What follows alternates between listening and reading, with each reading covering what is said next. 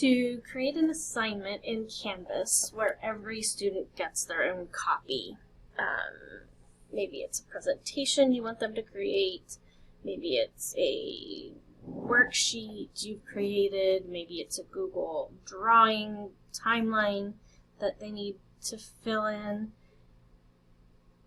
Follow these steps. So you're going to create your assignment name, your directions, all of this is all the same, but you're going to come down here to submission type, and where it says online you want to select external tool. When you select external tool, you're going to click find, because we're going to go and we're going to find the new Google integration. So right here, you want to make sure that you have you are going to select this Google Assignments LTI 1.3, not Google Docs Cloud Assignment. Okay, Google Docs Cloud Assignment is the old, that's going away. You want to make sure you're choosing the one that says LTI 1.3. So once we select that, it's going to pull up our account. Again, make sure you're logged into your edmondschools.net account. If you are not, switch accounts. You can only share files from within your edmondschools.net account. Your students will not be able to see it if it comes from another account. So we're going to click link. This happens the first time, so we're going to click link, and then we're just going to make sure that we want Canvas and Google to connect. So we're going to click link again.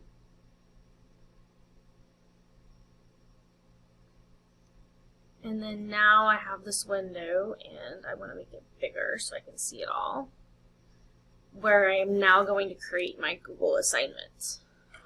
So the very first thing we have here at the top is check for plagiarism. Google calls it originality reports. With our version of Google, you have 5 free per class. So you can use this on 5 different assignments in your class. It will only check against things out on the internet. It will not check against assignments submitted from within our own domain. So it's only checking to see if students grabbed content off of the internet. If you want that option, you simply click, and it tells me I have 2 more left, and I hit continue. If you do not want to use this, you do not have to. Just turn it off, or don't turn it on. The next section is files. So this is where you're going to attach the file that you want to give to every student. I can click on attach. It's going to pull up my Google Drive, and I'm going to go back into my Canvas training file, and I'm going to find, here is this algebra expressions PDF I want to give every student. I'm going to click add, and now it's going to give each student their own copy of that file. Okay, if I don't have a file that I want to give the students, I can create it here. So let's say I want my students to create a presentation. So I might say create a new slide.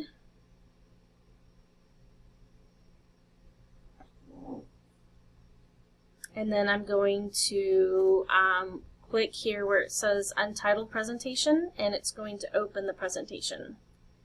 From here, I can give the presentation a name. So maybe this is the US Symbols presentation.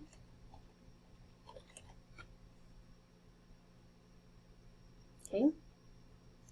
So now my presentation has a name. It's just a blank presentation. My students can come in here and add as many slides as they want and do whatever they need to do to create this presentation.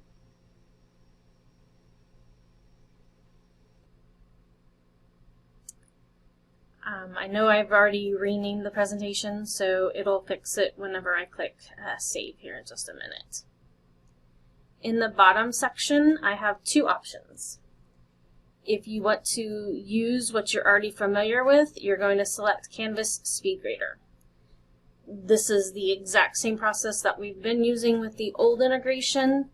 It makes a copy of the file, it puts it into SpeedGrader where you can grade it and do what you normally do.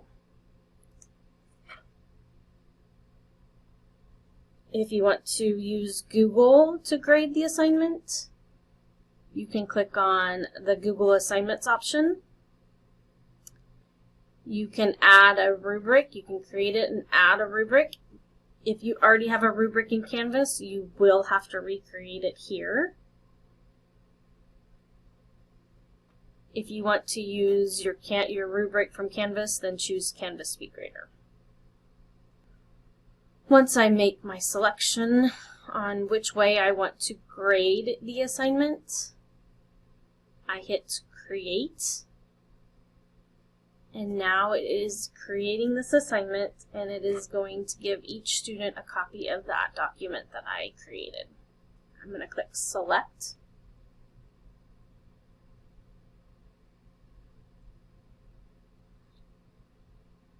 I always like to make sure it loads this tool in a new tab is selected. And then finish the assignment as I normally would.